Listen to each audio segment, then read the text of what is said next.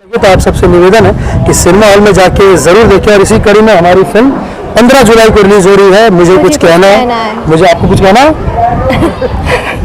Cinema में देखेंगे तभी सिनेमा पढ़ेंगे, तभी सिनेमा बनेगा। आ रही है 15 जुलाई को। मुझे कुछ कहना है, जिसके प्रोड्यूसर है निशांत उज्ज्वल जी और डायरेक्टर है अनंजय रघुराज जी, जिन्होंने बहुत ही प्यारी और खूबसूरत लव स्टोरी लेके आ रहे हैं और बहुत ही अच्छी फिल्म बनी है, जिसके सॉन्ग्स भी बहुत अच्छे हैं और आर्टिस्ट हम लोग तो है ही उसमें।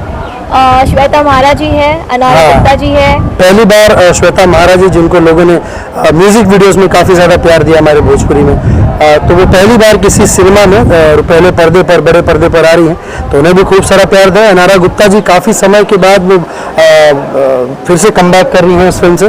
तो काफ़ी अच्छे लोग, काफ़ी अच्छे कलाकार, काफ़ी अच्छी कहानी और काफ़ी बेहतरीन म्यूजिक के साथ सजी हुई फिल्म।